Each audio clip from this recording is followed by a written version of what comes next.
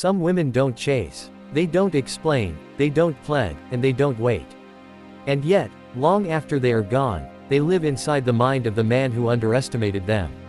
Like a dream he cannot wake from, she becomes both his torment and his desire, the shadow he cannot escape. He remembers her silence more than her words. Because silence is not emptiness. It is a mirror, and every man who looks into it must face his own reflection. In her quiet detachment, his ego collapses. The illusion of control, the pride of conquest, the fantasy of possession, all of it dissolves in the face of her indifference. Carl Jung wrote that the shadow is everything a man refuses to see in himself. And often, it is the indifferent woman who drags this shadow out of hiding. Her refusal to bend makes him confront the fragility of his own power. Her distance forces him into the wilderness of his own unmet needs. And in that wilderness, obsession is born.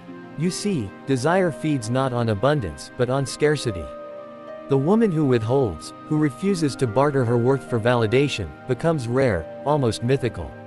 To the man ruled by ego, her detachment is unbearable.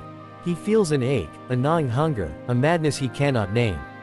Because what he truly longs for is not her body, nor her beauty, but the part of himself her silence awakens.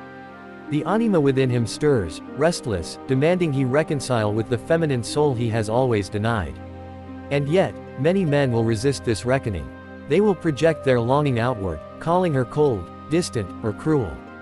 But projection is only the shadow's way of hiding truth. Her indifference is not cruelty. It is sovereignty. It is the refusal to let her value be measured in his desire. In this refusal, something shifts. The power dynamic reverses. He, once the pursuer, now becomes haunted. And she, simply by standing still, becomes unforgettable.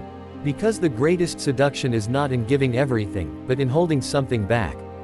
It is the mystery, the unclaimed territory, the silence between words that lingers longest in the psyche.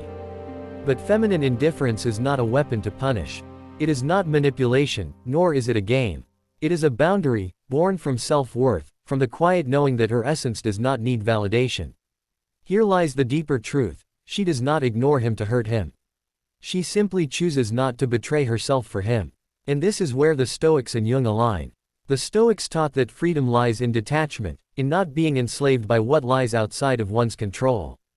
And Jung showed that true power comes from individuation, from uniting the fragments of the self into wholeness. The woman who practices indifference is not empty, she is whole. And wholeness cannot be chased, it can only be met. So the man will circle her memory like a moth around flame, never realizing that the fire was never hers to give, but always his to find within. Her silence, her mystery, her distance, they are not punishments. They are invitations. Invitations for him to grow, to face his shadow, to become more than the fragile ego that trembles without control. And so, the dangerous allure of feminine indifference is not in how it destroys men, but in how it reveals them. It unmasks their hunger, their fear, their longing for the part of themselves they have abandoned. It forces them into the crucible of transformation, whether they resist or surrender. In the end, she does not lose. For she is not waiting to be chosen. She has already chosen herself. And it is that choice, that quiet, sovereign choice, that haunts him more than any kiss, more than any embrace, more than any goodbye.